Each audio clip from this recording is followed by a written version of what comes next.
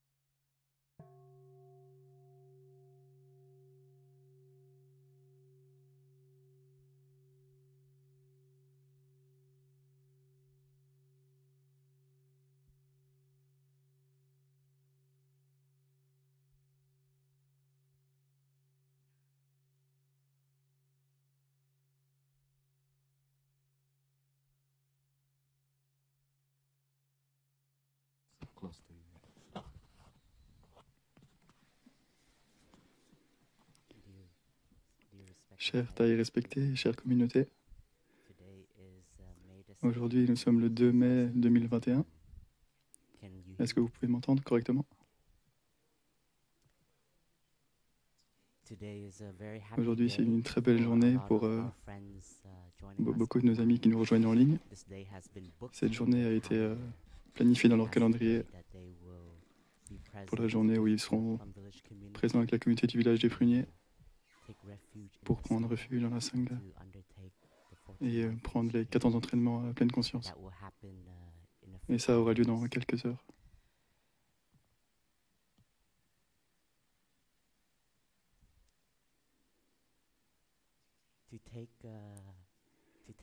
Prendre les 14 entraînements à la pleine conscience, c'est devenir membre de l'ordre de l'intérêt.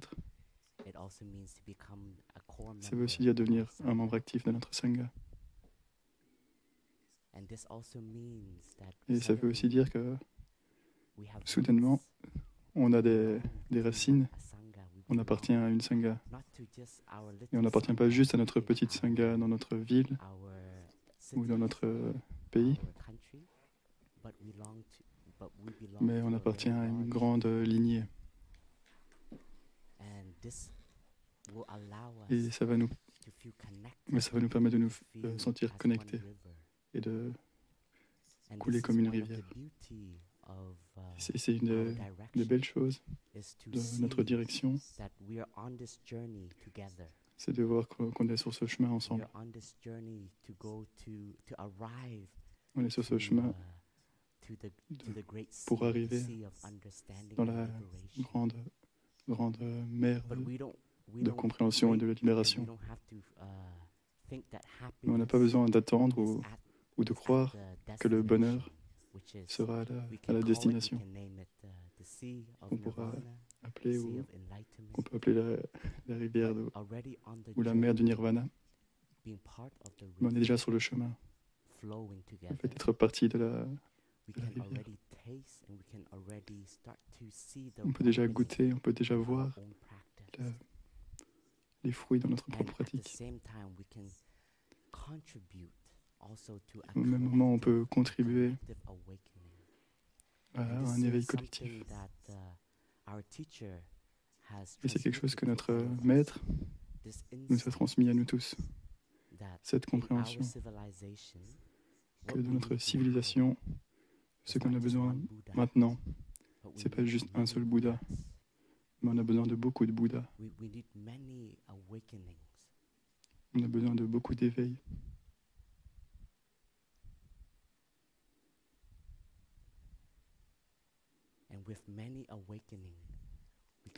Et avec beaucoup d'éveil, on peut toucher et on peut avoir un effet beaucoup plus large. Et le chemin pour devenir un membre de l'intérêt, c'est d'avoir le cœur d'un bodhisattva, le cœur de vouloir aider les autres êtres, tous les êtres, et aussi toucher l'éveil. Donc la pratique, d'abord on apprend à prendre soin de nous-mêmes. Ça, c'est très essentiel. On doit apprendre à être un avec nous-mêmes. On a besoin d'apprendre à être connecté avec nous-mêmes à un niveau plus profond. Quand on devient membre de l'intérêt, on reçoit un nouveau nom du Dharma. Et dans ce nom du Dharma, on a le mot Chang. En vietnamien, c'est drôle, parce que vietnamien, ça peut aussi vouloir dire deux pieds. Et on a déjà nos pieds, mais ça peut aussi dire vrai. On peut devenir on peut entrer en contact avec notre vraie nature. Et quand on médite sur nous-mêmes, et quand on reflète sur nous-mêmes, on peut voir toutes les graines qui sont présentes en nous. Et en tant que pratiquant, on identifie quelles graines sont fortes en nous pour le moment. On a besoin de reconnaître des graines qui pourraient être des graines de grandeur, de choses positives. On peut voir toutes ces belles qualités en nous. Et on veut voir, on a envie de les rendre plus fortes, plus présentes. Et une des graines qu'on touche tous, qu'on a vraiment besoin, c'est la graine de bienveillance. La bienveillance, c'est vraiment un très beau cadeau qu'on s'offre à nous-mêmes. Et au même moment, c'est un très beau cadeau qu'on peut sentir et quand on est avec notre communauté, avec ceux qu'on aime. Et la bienveillance, c'est quelque chose qu'on ne peut pas acheter. C'est quelque chose de très riche, de très riche. Quand vous avez la bienveillance à l'intérieur de nous, vous pouvez accepter n'importe quelle situation. Vous pouvez être plus présent. Parce que la bienveillance vous permet aussi d'embrasser la souffrance. Ça vous permet aussi de voir que la souffrance est présente. Mais avec la bienveillance, il y a la compassion. Parce que la bienveillance nous donne une vision, nous permet d'être ouverts. On a besoin d'apprendre à être bienveillant envers nous-mêmes. Être bienveillant envers nous-mêmes nous permet de faire des erreurs. Et ça nous permet aussi de ne pas être pleinement conscient tout le temps. Et ça nous permet de grandir. Et l'art de la pleine conscience, c'est de cultiver cette énergie dans la vie de tous les jours. Il faut qu'on devienne de plus en plus présent en nous-mêmes, dans nos actions, dans nos pensées. Il faut qu'on apprenne à voir et à comprendre où nos pensées, où est-ce qu'elles nous amènent, où est-ce qu'elles nous poussent. Il faut qu'on apprenne à changer. Il faut qu'on apprenne à devenir un pratiquant qui s'assied le long de la rivière et qui voit quelle sorte de pensée et comment est-ce qu'on lui permet de se manifester au quotidien. Parce que tout ça contribue à notre bien-être et au bien-être de notre communauté, de notre famille et de notre société.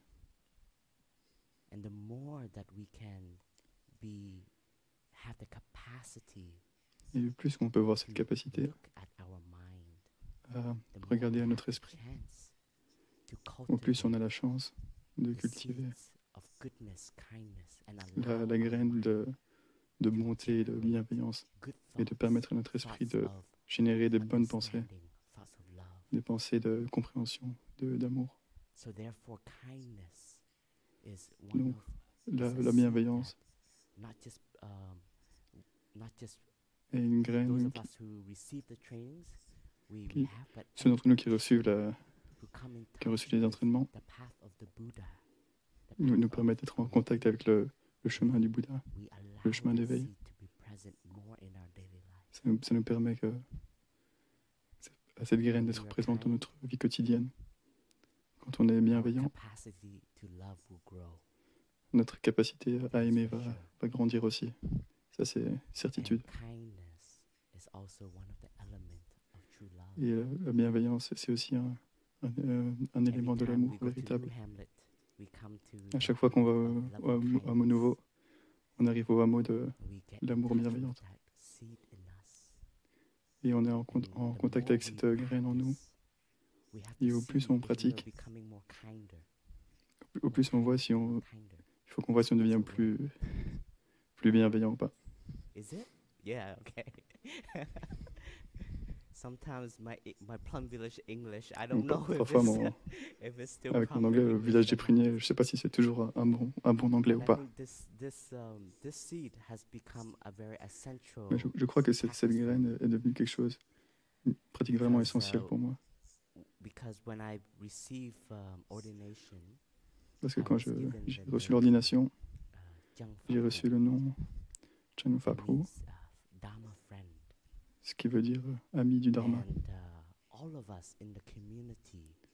Et chacun d'entre nous qui est devenu membre de la communauté, il faut qu'on devienne un ami de notre communauté.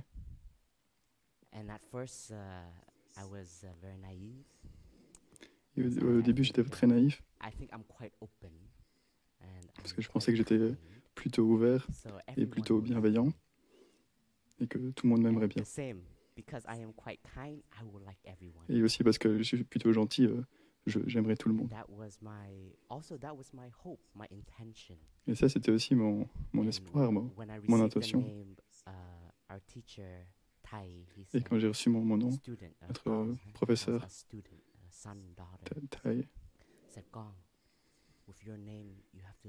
Tai m'a dit, avec ton nom, il faut que tu apprennes à devenir un ami pour tout le monde. Parce que l'amitié est une des gratitudes auxquelles on paye du respect. Parce que sur le chemin, vous pouvez marcher tout seul, mais c'est beaucoup plus difficile. Et on se sent beaucoup plus seul. Et c'est beaucoup plus simple d'abandonner quand on est tout seul. Donc sur le chemin, on a besoin de bons amis. On a besoin d'avoir des amis qui peuvent nous écouter, nous soutenir, et nous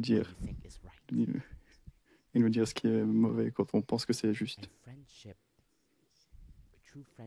Et l'amitié, la véritable amitié, c'est un long chemin. Vous acceptez pour qui vous êtes et ils vous supportent dans peu importe les conditions. Mais au même moment, on a besoin de voir aussi qu'on est aussi l'ami de quelqu'un. Et qu'on peut aussi être cette stabilité et aussi être ce refuge pour cet ami qu'on a dans notre vie.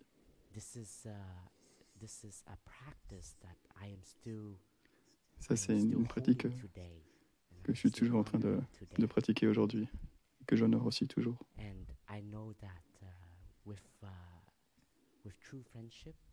Et je sais qu'avec la véritable amitié, ça permet aussi de développer ma capacité de comprendre plus profondément. Parce que quand je commence à être un véritable ami, je commence vraiment à pouvoir connecter avec son ou sa souffrance. Et sa souffrance va aussi m'influencer beaucoup. Et si je ne suis pas un vrai ami, j'ai envie de la mettre de côté quand il ou elle souffre. Parce que c'est notre esprit discriminant. On a envie d'être avec ceux qui sont frais, beaux et solides. Ouais, on est attiré par ce qui est beau. Et ce qui n'est pas plaisant, c'est plus simple de le pousser sur le côté. Et on attend pour eux qu'ils le transforment. Et après, à ce moment-là, on vient. J'ai fait ça. J'ai fait ça dans ma vie, dans la communauté. Et j'ai permis je me suis accepté aussi dans ce sens-là. J'ai aussi pu voir que dans ces moments, j'ai pu agir comme ça. C'est aussi peut-être parce que je ne suis pas encore stable ou assez ouvert pour pouvoir embrasser cette souffrance. Et pour comprendre. Et comprendre la souffrance de mes amis. Donc, parfois, on a aussi besoin de pouvoir comprendre et connaître nos capacités et connaître nos limites, mais pas devenir une victime de ça, mais juste pouvoir nous permettre de dire ok, pour ce moment c'est le mieux que je peux offrir. Et chaque jour que je cultive ma compréhension, j'aurai une plus grande capacité. Et soudain, un jour, sur le chemin de la pratique, en devenant un membre de la Sangha, vous devenez aussi un grand frère ou une grande sœur dans le Dharma. Parce qu'on vient avant ceux qui ont eu les conditions de venir après. Et soudain, ces personnes nous regardent pour être encouragés dans leur pratique. Donc de notre façon de nous asseoir, de marcher, d'interagir, devient un support. Donc chaque membre de notre Sangha, chaque ami de notre Sangha est aussi un enseignant, un leader dans sa façon d'être. Et soudainement, un jour, quand vous avez assez de stabilité, assez d'ouverture, quelqu'un va venir vers vous et demander du soutien. Et vous demander de tenir une place pour écouter, pour pouvoir partager. Et à ce moment-là, c'est aussi un moment pour être un ami. Nous autoriser à éveiller la graine de bonté, la graine de gentillesse en nous. Et souvent, nous n'avons pas à dire grand-chose. Il n'est pas nécessaire de dire grand-chose, simplement être là et nous connecter à cette personne. Nous pratiquons le vœu de Avalokiteshvara. Je fais le vœu de m'asseoir et d'écouter avec un esprit qui ne juge pas. Et quand tu t'assois et que tu écoutes clairement avec ton cœur, tu peux aussi entendre ce qui n'est pas dit. Parfois, simplement cette action d'être présent, d'être assis, d'autoriser cette personne à vraiment partager, à s'ouvrir. C'est un processus de guérison déjà. C'est déjà un processus de transformation. Parce que parfois nous devons pouvoir partager notre souffrance, n'est-ce pas? Nous devons pouvoir mettre des mots sur notre souffrance. Si nous avons la capacité de mettre des mots sur notre souffrance, c'est aussi comme cela que nous reconnaissons notre souffrance plus clairement. Parce qu'une partie de notre pratique, c'est aussi de reconnaître notre souffrance, de l'appeler par ses vrais noms. Parfois, en tant qu'un bon ami, une bonne amie, on peut écouter et on peut voir que cette personne n'est pas encore très claire vis-à-vis de sa souffrance et on peut poser une question de sorte que cette personne identifie réellement quelle est cette souffrance. Et ce moment-là, cette question peut être très simple, mais cela va permettre à cette personne à vraiment voir, à vraiment identifier, à mettre le doigt vraiment sur ce que il ou elle ressent. Parfois, nous avons besoin de ça, nous avons besoin de quelqu'un qui nous indique la bonne direction pour pouvoir vraiment voir clairement. Voilà, c'est ça.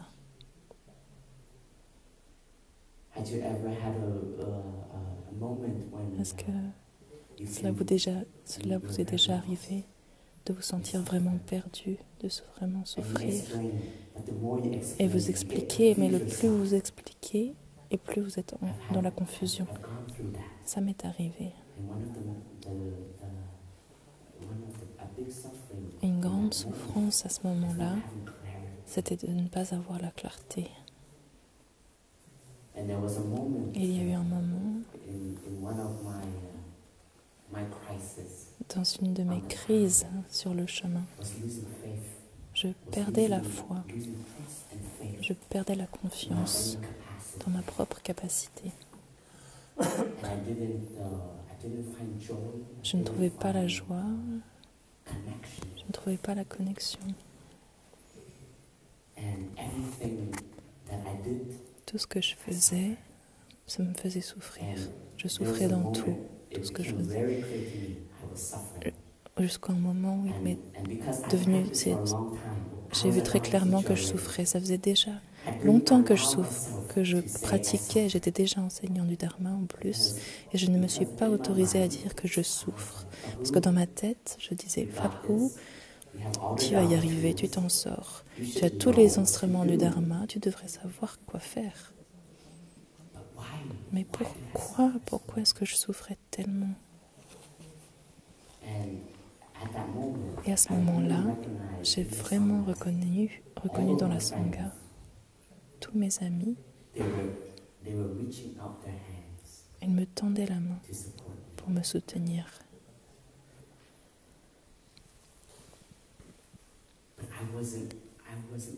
Mais je n'étais pas présent pour le recevoir, ce soutien, parce que je n'étais pas encore claire. Je ne savais toujours pas de quoi est-ce que j'étais en train de prendre soin. Donc tout ce qui m'était offert, j'avais le sentiment qu'ils ne me comprenaient pas. Et c'était aussi parce que je ne me comprenais pas moi-même. Donc je ne voulais pas que qui que ce soit me dise quoi faire. Mais à un moment, le cloche de la pleine conscience a été invité.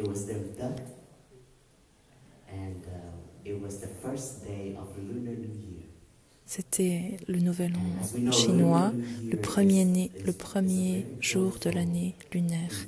Et comme nous savons, c'est une période avec un environnement très joyeux, un temps de connexion où nous nous rassemblons, nous offrons notre présence les uns aux autres, nous partageons notre gratitude, nous arrosons les fleurs les uns les autres, nous reconnaissons la beauté de chaque personne en tant que fleur dans la Sangha.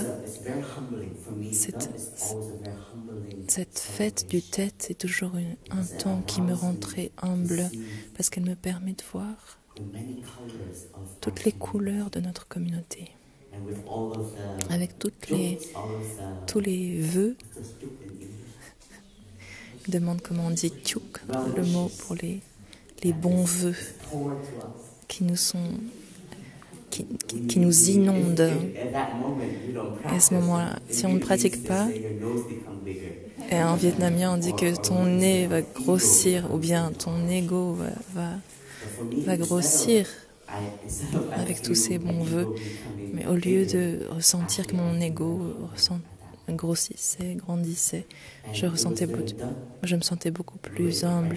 Donc c'était le temps du Tet, du Nouvel An vietnamien. Nous étions au hameau du Haut. J'adore sortir, j'adore les fêtes. Les fêtes pour partager le thé, la célébration. Mais je ne pouvais pas rentrer dans les chambres pour les visites. Notre résidence des moines, elle est comme ça, comme un carré. Et les moines vivent tout autour de ce carré et nous visitons chaque chambre. Et j'ai marché autour et j'ai vu que chaque chambre était remplie de bonheur. Mais moi, je n'étais pas heureux. Je ne pouvais pas sentir que j'appartenais à ça. Je ne sentais pas que j'appartenais. Je ne pouvais pas me mélanger, je ne pouvais pas me mettre en harmonie. Et il y avait une graine qui grossissait, qui grandissait très fort. La graine d'exclu, d'être exclu. Et ça a été vraiment une très grande cloche de pleine conscience pour moi, parce que c'était pour la première fois depuis que je vivais dans la Sangha où j'ai ressenti que je n'appartenais pas à ce bateau. Je ne me sentais pas connectée. Et cette cloche a été invitée dans mon cœur. Et j'ai dit, frère Phapaou, tu souffres. Va prendre soin de ça. J'y suis allée, j'ai fait ça. Je me suis assise. Je suis allée dans la cabane de la brise du Dharma. Je me suis assise, j'ai fait une réflexion, j'ai regardé ma condition, j'ai regardé qu'est-ce que c'était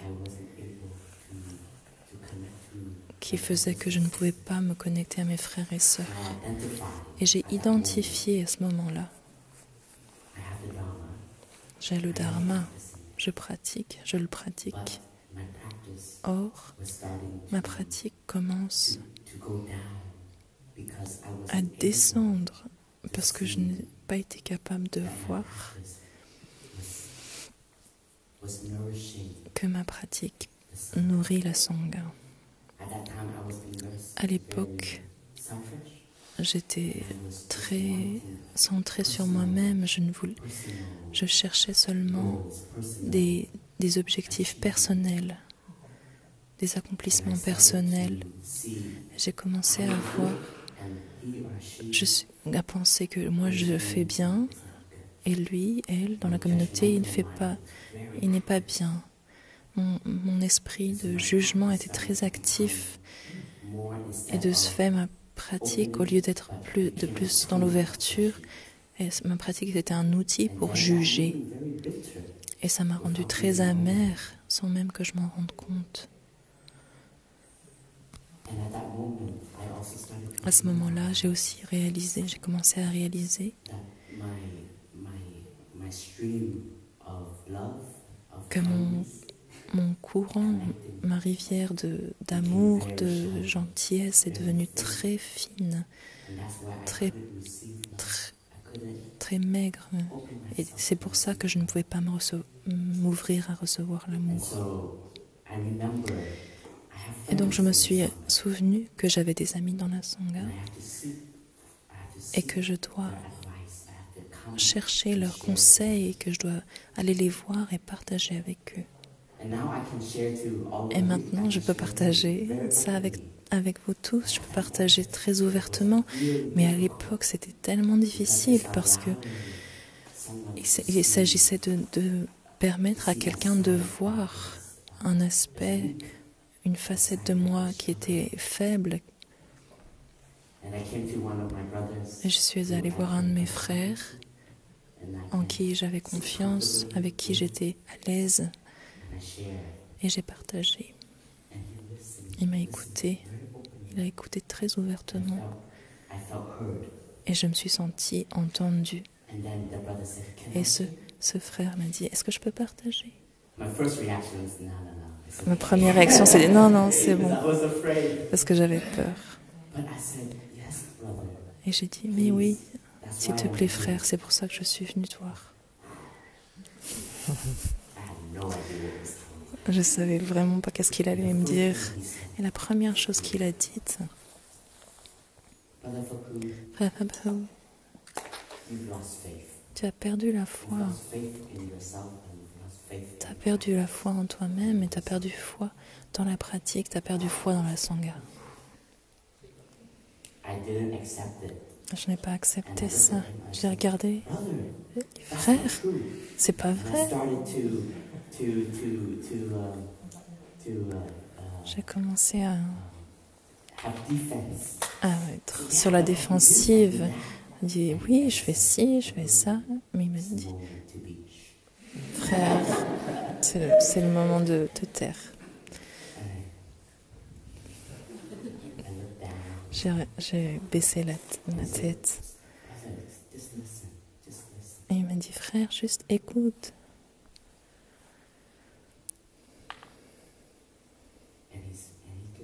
Il a continué à partager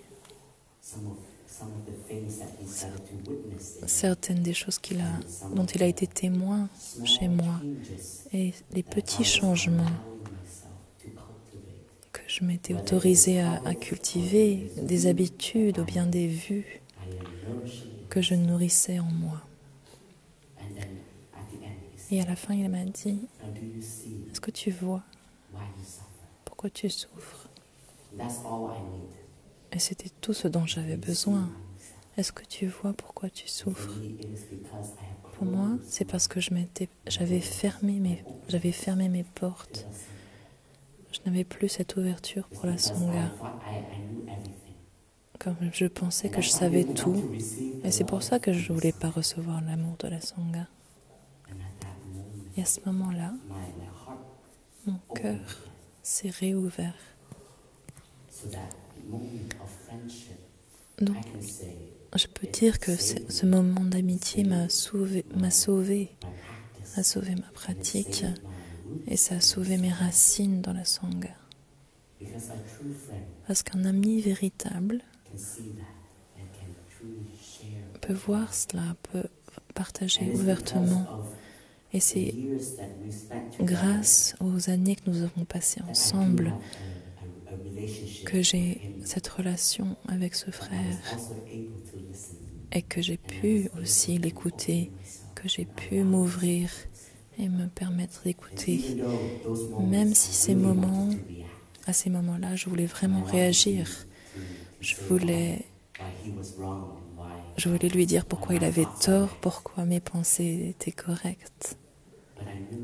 Mais je savais que être un ami, c'est aussi recevoir son amour. Et parfois, cet amour peut être amer. Dans la médecine chinoise, on dit que l'amertume, c'est bon pour le foie. C'est bon pour filtrer.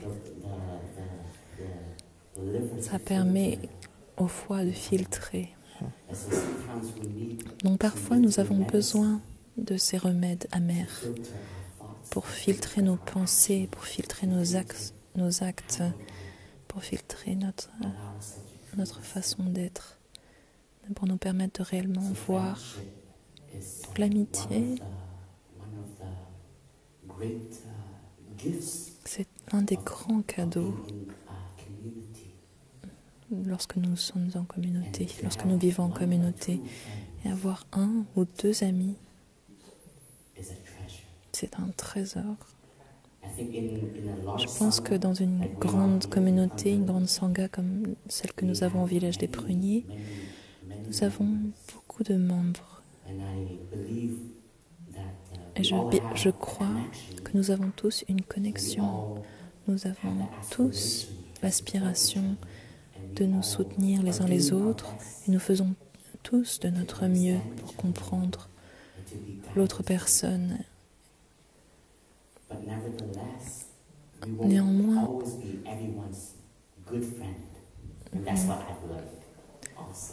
nous ne pouvons pas être toujours un très bon ami pour l'autre. Et c'est ce que j'ai appris. J'ai appris à accepter ça parce que, comme je vous le partageais au début, je pensais que je pouvais être l'ami de tout le monde et que tout le monde allait bien m'aimer, m'apprécier. Mais dans la vie, tout le monde a des conditions différentes. Chaque personne a besoin d'un soutien différent, a des besoins essentiels différents. Et alors peut-être que toi, tu n'es pas cet élément essentiel, mais tu es quand même une bonne condition. Le fait d'avoir l'amitié, il faut aussi apprendre à avoir plus d'amis. Il y avait une époque où notre communauté a commencé à vraiment grandir. Et c'est très naturel que nous trouvons... Nous allons dans les mots un peu utilisés par les jeunes. Il y a des personnes avec qui ça clique plus. On aime les mêmes genres de musique, les mêmes activités, etc. Et je crois que dans la Sangha, c'est pareil. Il y a ceux qui aiment le café, on se rassemble après la méditation assise. Il y a ceux qui ne boivent que de l'eau chaude. Il y a la Sangha de l'eau chaude. Il y a des équipes qui boivent du thé. Nous avons les personnes avec qui ça clique mieux. Et c'est OK. Mais nous devons permettre que nos cercles continuent à s'ouvrir. Et nous devons aussi explorer d'autres cercles. Quand je suis arrivée dans la communauté, je savais pas, je n'aimais pas le café. Et le café à la française est très fort. On ne met pas de sucre, on ne met pas de lait, surtout le café expresso. Il y avait un groupe après la méditation assise, c'était le café du hameau du Haut.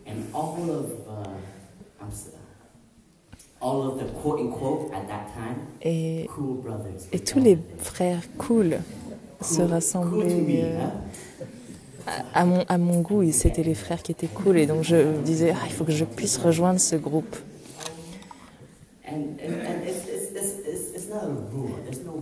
C'est pas une règle, il n'y a pas de règle.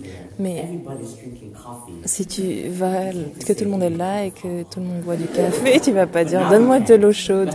Bon, si, bien sûr que tu peux le faire. Mais dis-moi, donne-moi une tasse de café. Je peux en avoir juste une gorgée et mon cœur commence à battre très fort. Et bien sûr, vous savez, ce n'était pas bon. Je n'ai pas apprécié. Mais j'ai beaucoup apprécié l'environnement. J'ai beaucoup apprécié les frères dans ce groupe. Je me suis assise là. Et j'ai commencé à voir, j'ai commencé à comprendre ces frères plus. Donc il faut avoir cette ouverture. Il faut se permettre d'explorer les différents éléments de notre communauté. Et vous allez découvrir tellement d'histoires, tellement d'expériences. Et moi, je suis devenue membre de la Sangha quand j'avais 13 ans. Donc, je n'ai pas tellement d'expérience de vie, mais en vivant dans la Sangha, ton histoire de rupture amoureuse devient mon histoire. C'est comme ça que j'apprends. Ah, c'est ça alors, l'amour, c'est l'amour, la romance, c'est ça. Alors c'est comme ça que tu te sens. J'adore ces histoires. Je dis frère, et je dis raconte-moi un peu. Et nous grandissons dans la Sangha. J'ai pas besoin de faire l'expérience de toute la souffrance. Et ça, c'est très important. Bien sûr, nous apprenons de nos propres expériences et nous apprenons de la souffrance. Mais Tai nous dit toujours, il y a assez de souffrance dans le monde, mon enfant. T'as pas besoin d'en créer plus. Et il y a certaines souffrances, oui, il faut les vivre. Il faut les goûter pour pouvoir connaître ce que c'est vraiment le bien-être. Il y a certaines souffrances, simplement tu les entends et tu sais que c'est la souffrance. Et tu peux apprendre et tu sais que tu n'as pas besoin de suivre cette voie. Parce que cette voie, c'est très clair qu'elle mène à la souffrance. Et dans la Sangha, j'ai aussi appris ça beaucoup. Si nous avons les yeux éclairés, un esprit ouvert, nous pouvons éviter beaucoup de souffrances simplement en écoutant. C'est aussi pour ça que je ne sens pas un vide, je ne sens pas que je n'ai pas vécu une vie dans le monde. À un moment, quand j'avais entre 18 et 20 ans, j'ai commencé à vivre un cycle qui disait « Et si je n'avais pas été moine, qu'est-ce que je ferais ? Qu'est-ce que c'est que la vie d'étudiant ?» Et un frère m'a dit « Cette résidence des moines, c'est ça la vie d'étudiant. Les dortoirs, c'est vraiment ça. Mais il y a des frontières et une pratique que nous pensons les uns pour les autres.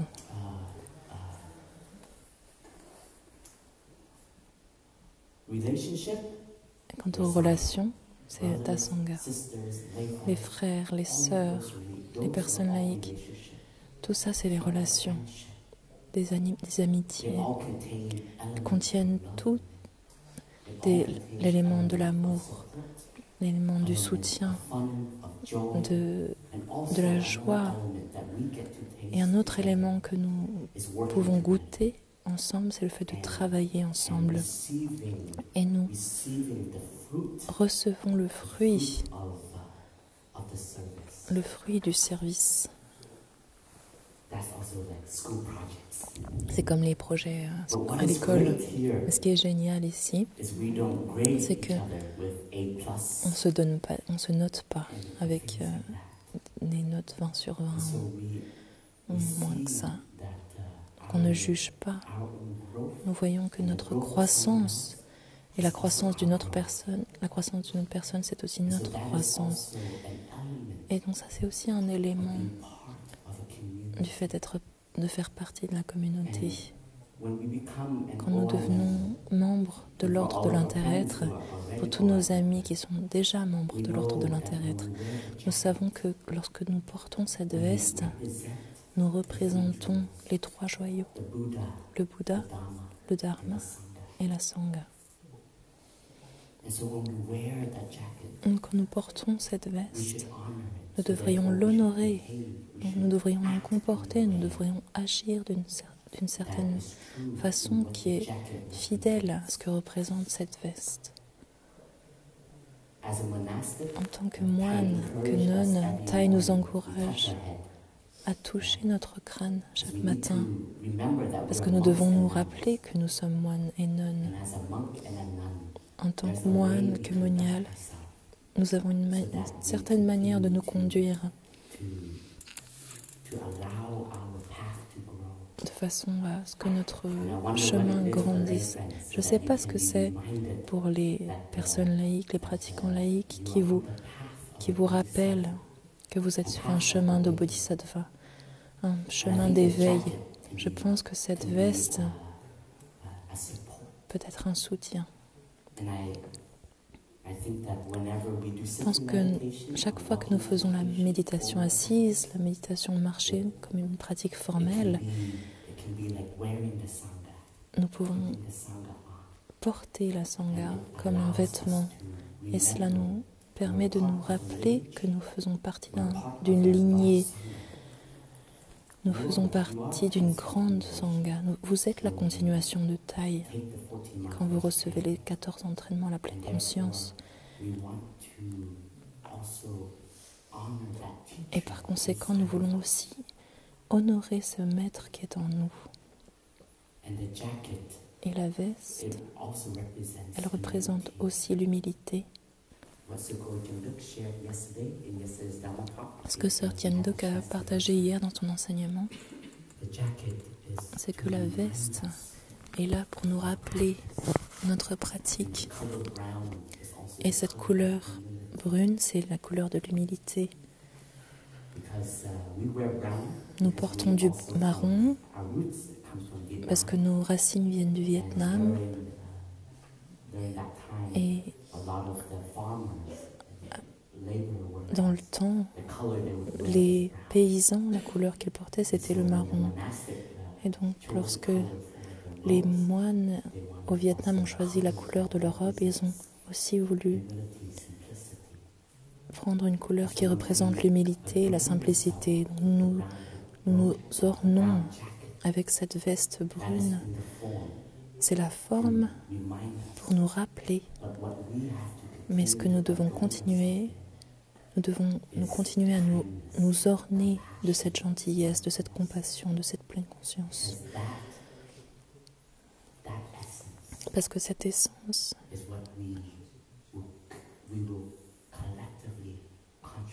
c'est ce que nous allons contribuer de manière collective pour l'éveil de notre société. Une veste marron, sans ces éléments, c'est juste une veste marron, il n'y a rien de particulier, je suis désolée. Pourtant, si nous avons la pratique, alors cette veste marron va aussi représenter ce chemin. Et ça, c'est vrai aussi pour nous les monastiques, lorsque nous portons la robe. C'est pour nous aider à nous souvenir du chemin que nous avons choisi. Raser notre crâne, c'est pour nous rappeler de raser nos afflictions chaque jour. Utiliser l'épée de Manjushri, l'épée de la compréhension. Nous aider à être plus libres. Si nous incarnons ces éléments, alors notre robe, notre crâne rasé devient une contribution. Et la spiritualité, c'est quelque chose qui est nécessaire, dont nous avons besoin parce que Chacune a besoin d'un lieu de refuge, un lieu où nous pouvons retourner pour nous reposer, pour être calme, posé. Nous savons que l'un des cadeaux que les gens vivent quand ils viennent dans un centre de retraite, c'est cet environnement de calme, de silence. Dans ce silence, nous permettons à toute la poussière du monde de se déposer.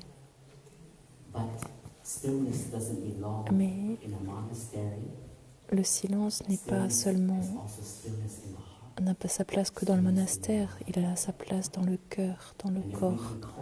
Si nous pouvons cultiver notre méditation, notre pratique de méditation, pour pouvoir être calme, silencieux, alors nous devenons plus forts.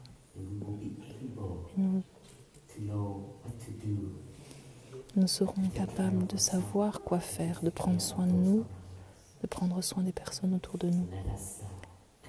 Nous allons nous connecter à ce silence intérieur, ce calme, avec le son de la cloche.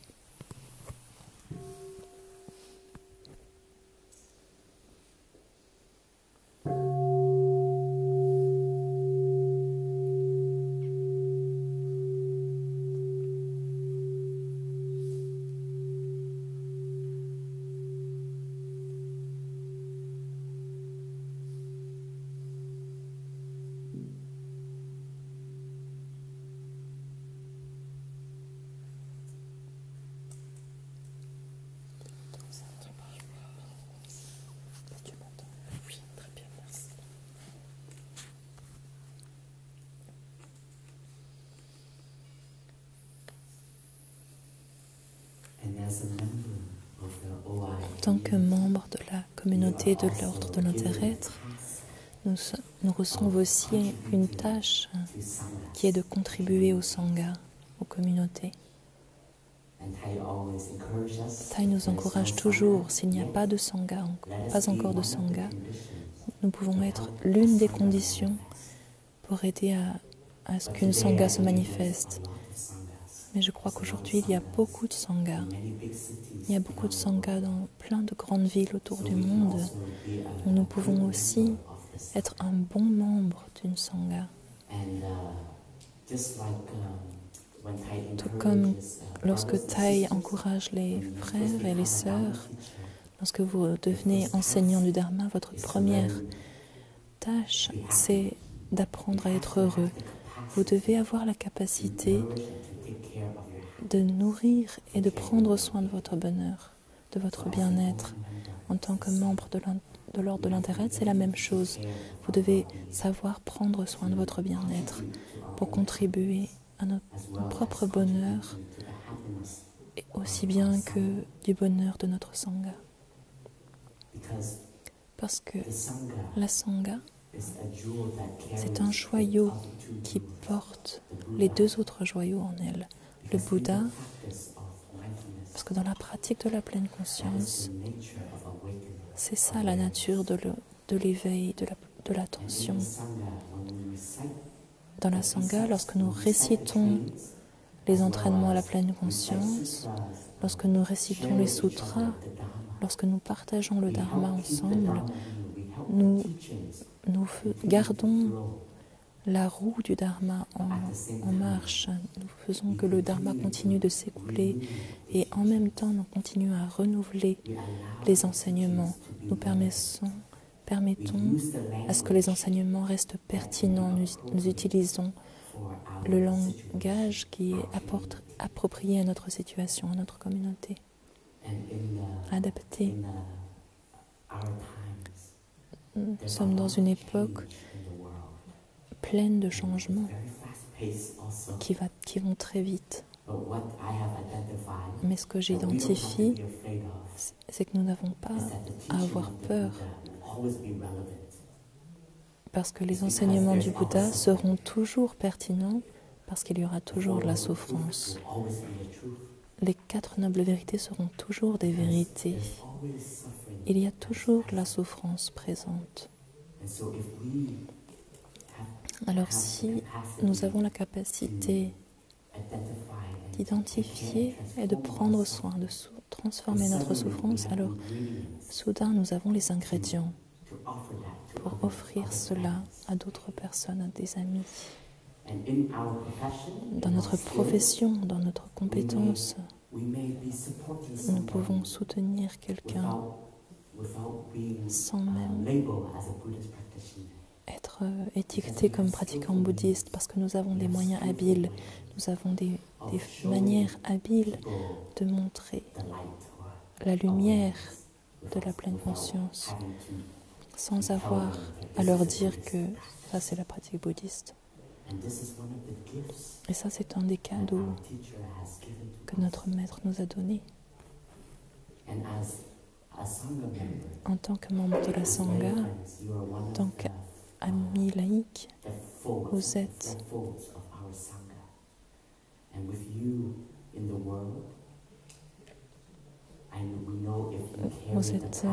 la Sangha quadruple, où que vous soyez dans le monde, vous êtes un modèle, vous influencez aussi, vous montrez par vos actions, par vos actes. Et vous pouvez voir que plus vous cultivez ces entraînements, vous allez voir qu'ils grandissent, ils vont mûrir au fur et à mesure de vos années de pratique. Par exemple, la pratique de prendre soin de la colère. Nous avons tout un entraînement qui est dédié à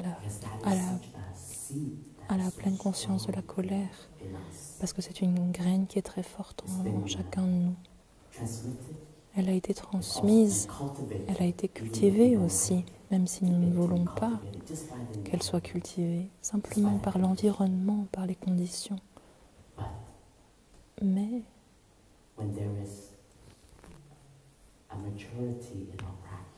lorsqu'il y a une majorité dans notre pratique, quand vous voyez que vous êtes en colère et que vous choisissez de ne pas agir sous l'influence de la colère, alors vous êtes en train de pratiquer cet entraînement, la pleine conscience.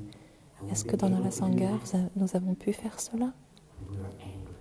Lorsque nous sommes en colère, nous nous arrêtons, nous prenons soin de cette graine de colère. C'est un entraînement à la pleine conscience, c'est une pratique. Nous devons apprendre à rester là, à l'embrasser, cette graine, à dire « Bonjour ma colère, je sais que tu es là, je t'identifie, je sais que tu es moi, et je vais prendre soin de toi, je vais t'aider à te transformer. » Et si vous pouvez reconnaître ces moments dans votre vie quotidienne, c'est comme cela que nous mettons les entraînements en pratique. Le 7e entraînement à la pleine conscience, c'est pour faire grandir notre capacité d'être dans le moment présent. En sachant que la vie, elle se trouve dans le moment présent. Il y a de la beauté, il y a de l'espérance, de l'espoir, il y a de la foi, de la joie. Nous devons apprendre à prendre soin de ce moment présent. Ça a l'air bien, non? Ça a l'air beau. Ça prend de la détermination, ça demande de la détermination et de l'entraînement de prendre soin du moment présent, de notre moment présent. Je me souviens, lorsque j'étais novice, je faisais des arts martiaux, du taekwondo quand j'étais jeune. J'étais assez bon, j'apprenais très vite. Et en apprenant les mouvements, j'essayais toujours d'être parfait. Donc j'ai appliqué ça, cette pratique. Je disais, demain, je serai parfait. Je serai tellement pleine conscience, je serai tellement fière de moi. Et vous allez le sentir. C'était mon esprit quand j'avais 14 ans et j'y croyais vraiment. Je me réveillais, la première chose que j'ai apprise au monastère, c'était de faire mon lit, plier ma couverture. C'est la première chose que j'ai appris dans la Sangha. Je n'avais jamais plié ma couverture avant. Dans la Sangha, avant. C'est mon lit, je reviens, je dors dedans, personne ne s'intéresse à mon lit. Mais à l'époque, on commençait à vivre, nous étions 12 aspirants. Et on nous enseignait à vivre ensemble et nous devions prendre soin de notre espace personnel. C'était vraiment dur pour un garçon de 14 ans. Je me réveille. Ah oui, la couverture. Et donc c'est devenu mon entraînement. Alors j'ai fait cette promesse. Alors oui, la couverture. En pleine conscience. Angle de 90 degrés. Parfait. Et dans le monastère, pour tous nos amis qui nous écoutent, chaque chambre a un peu sa tradition. Il y a des chambres où ils se réveillent et commencent tous à s'étirer. Il y en a qui font du yoga. Et il y a certaines chambres où, la plupart des chambres, j'ai envie de dire, la première chose qu'on fait, c'est de faire bouillir de l'eau pour faire du thé. Donc la prochaine chose à faire, c'est de faire du thé en pleine conscience. J'inspire, je sais que je verse l'eau.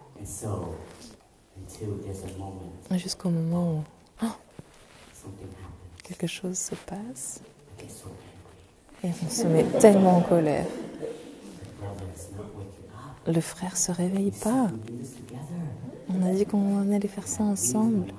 Et je perds ma pleine conscience. Et je rentre dans une tempête de perception. Et boum. Ma journée parfaite est ruinée.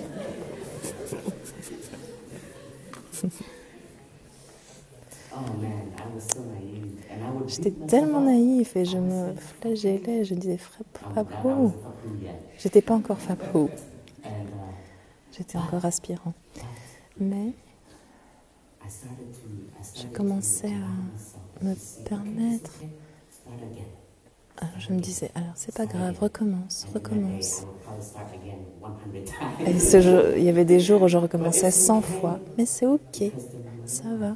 Parce que plus nous développons notre intention, nous affûtons notre capacité à être plus en pleine conscience. Nous affinons cette capacité. Et pour certains d'entre nous, nous allons l'affiner pour le reste de notre vie.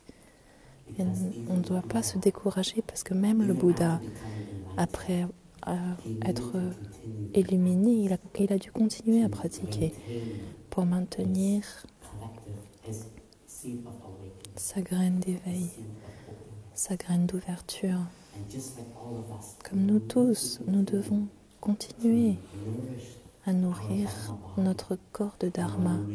Lorsque nous recevons les entraînements, nous avons le corps des entraînements à la pleine conscience, le corps des préceptes, et nous allons devoir continuer à nourrir ce corps. C'est très important.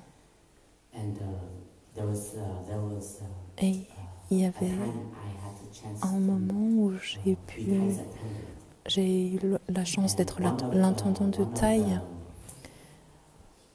Et l'une des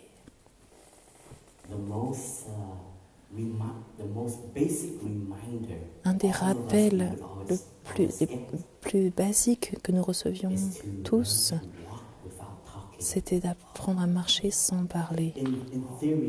En théorie, c'est tellement simple. Thaï nous a dit, quand tu marches, apprécie de marcher. Quand tu dois parler, arrête-toi et parle. N'est-ce pas? En théorie, c'est vraiment facile. En pratique, c'est très difficile. L'habitude est tellement forte. Quand j'étais avec Thai, il y avait un moment, Thai a appelé tous les jeunes moines et nonnes à venir marcher avec lui. Et c'était tellement naturel quand on était avec Thai, parce c'est un pratiquant très solide, dont son énergie de pleine conscience est très présente. Et je pourrais dire qu'il me suffisait de me mettre en accord avec cette énergie-là. Il n'y a presque pas besoin de pratiquer, il faut simplement prendre refuge dans cette énergie. Mais lorsqu'on veut s'amuser, on s'éloigne un peu de cette énergie. Quand on est dans cette énergie, dans cette zone, dans ce corps du Dharma, et je me rappelle ce jour-là, on marchait tous avec Thai, on savait que Thai était juste là, on a tous reculé un peu pour pouvoir parler et marcher. Alors que le maître zen était devant nous, Thai s'est tourné. C'est tout ce qu'il a eu besoin de faire, vraiment. On a compris. Mon enfant, il a dit, quand tu marches, tu ne parles pas.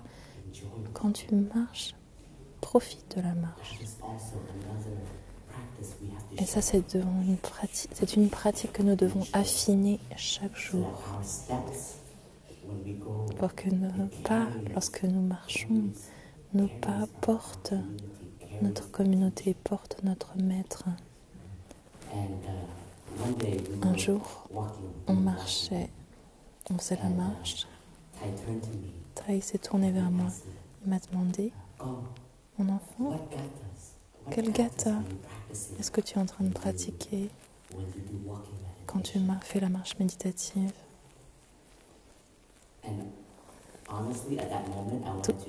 Vraiment, pour être honnête, à ce moment-là, je voulais me vanter et j'ai voulu dire, je suis arrivée, je suis chez moi.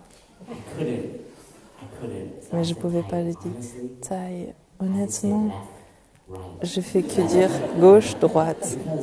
Gauche, droite. Parce que pour moi, simplement de savoir que c'est le pied gauche, le pied droit, ça suffit.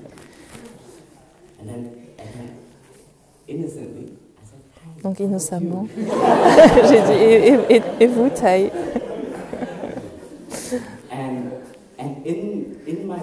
Et dans mon esprit, Thai, le maître zen, le père de la pleine conscience, un des leaders bouddhistes, je m'attendais à ce que Thai allait dire, j'ai pas besoin des gathas, tous les pas, chaque pas est en paix. Thai pratique, Thai a dit, Thai pratique. Je prends refuge dans mon île intérieure. Je prends refuge dans mon île intérieure, etc. Et Thai récitait tout le gatha avec 3 pas. Thai disait ces mots-là, et puis les 3 pas suivants, il disait les autres mots. Et j'étais vraiment surpris. J'étais vraiment impressionnée en même temps. Parce que même Thai, il pratique ce qu'il nous enseigne. Ce que nous chantons avant la marche méditative. Je suis chez moi, je suis arrivée.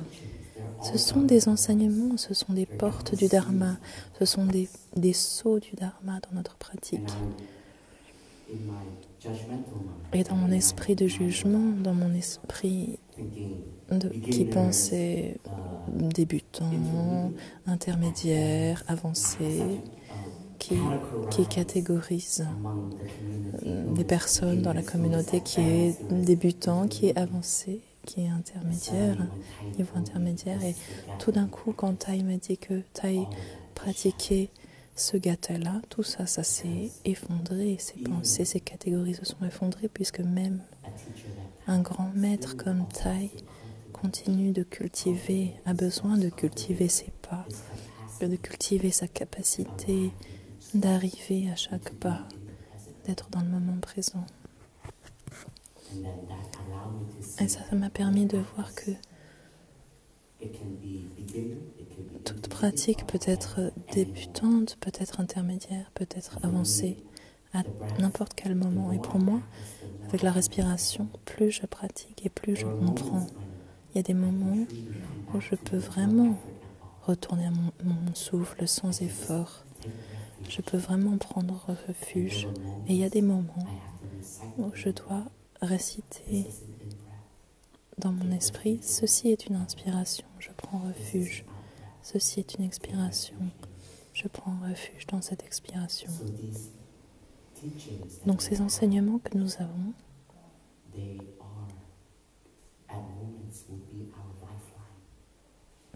c'est notre ligne de vie.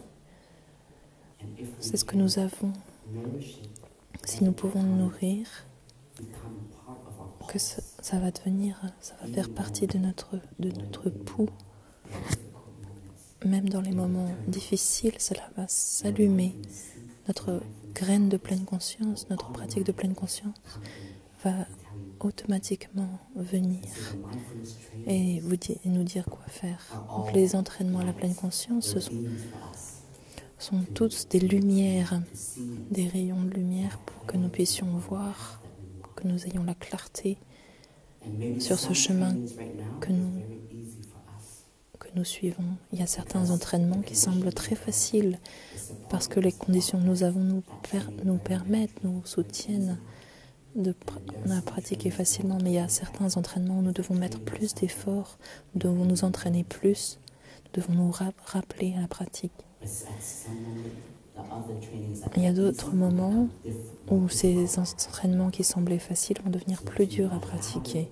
Donc, nous leur permettons d'être comme des exercices que nous avons. Nous savons comment les faire. Nous savons comment réveiller cet entraînement pour ne pas continuer cette voie qui mène à la souffrance. Dans les entraînements à la pleine conscience, nous pouvons vraiment toucher la graine de l'inter-être. Beaucoup de cette graine nous aide beaucoup des entraînements nous aident à cultiver le bien-être dans notre propre environnement et cela contribue aussi à l'environnement collectif, à l'échelle mondiale même. Notre manière de consommer ce que nous regardons, ce que nous écoutons, tout ça c'est une contribution. Donc, comment est-ce qu'un individu, est-ce que la façon dont un individu consomme a un effet. Et la partie la plus difficile,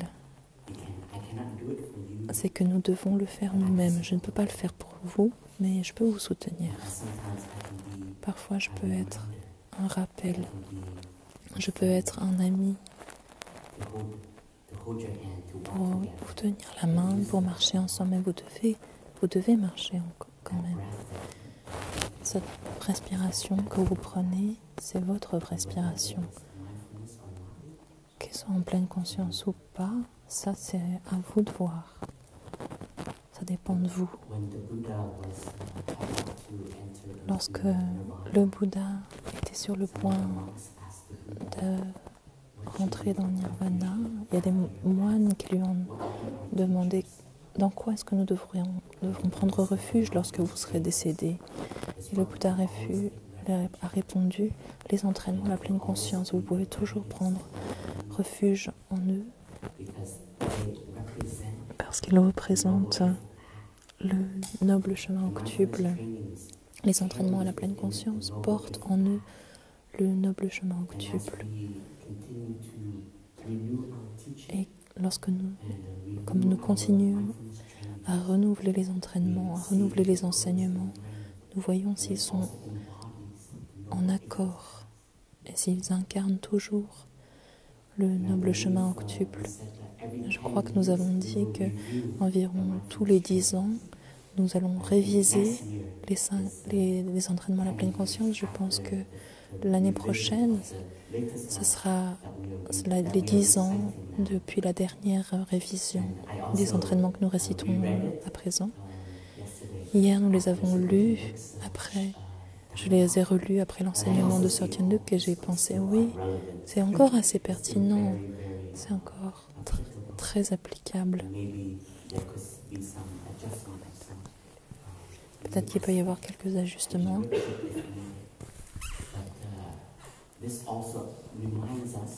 Mais cela nous rappelle aussi que les enseignements que nous utilisons, les entraînements, les préceptes, ils doivent être vivants. Ce ne sont pas des doctrines qui restent dans un livre que nous suivons aveuglement. Ils doivent refléter notre chemin, notre vie. Ils doivent refléter la souffrance du monde aussi. Donc, je pense que les nouveaux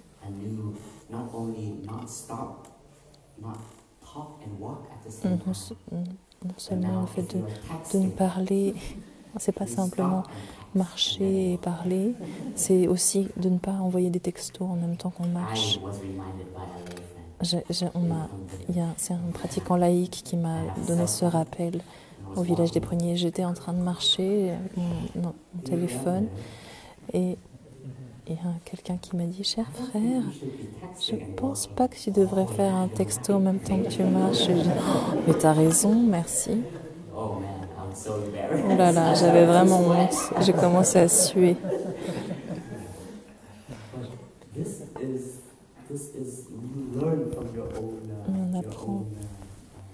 On apprend de nos erreurs. C'est la honte, mais c'est une bonne honte. C'est le genre de honte qui nous dit on ne devrait pas marcher et faire des textes en même temps. Comme notre monde évolue, qu'il y a des nouveaux instruments, des nouveaux appareils, notre pratique aussi doit refléter ça. Nous devons pouvoir adapter notre façon d'utiliser les entraînements et aussi nos manières de pleine conscience. Donc, chers frères et sœurs, chers amis qui nous regardez en ligne, aujourd'hui nous allons avoir le soutien de toute la communauté au village des Pruniers en France. Ici, je pense qu'on est à peu près 200 qui sommes présents. Ici, nous serons là pour vous soutenir tous et toutes. Lorsque vous recevez les entraînements à la pleine conscience et que vous devenez une partie de l'ordre de l'intérêt-être, et tous nos amis qui pratiquent déjà les 5 entraînements, vous êtes aussi une partie de la communauté, vous ne vous sentez pas exclus. Vous êtes très essentiel pour notre bien-être aussi. Nous vous souhaitons bonne chance. La communauté monastique va faire une marche méditative et ensuite nous aurons un repas pique-nique. Et puis la cérémonie va commencer à 15h, donc si les frères et sœurs peuvent venir un petit peu en avance pour porter leur sangati et être bien présents. Et pour nos amis à la maison, s'il vous plaît, considérez aussi que c'est une journée de pleine conscience aujourd'hui. Si vous pouvez faire une marche méditative, revenez à vos pas pour nourrir le Dharma, le corps de Dharma. Et lorsque c'est l'heure de recevoir les 14 entraînements, soyez bien présents. Permettez-vous d'être vraiment là.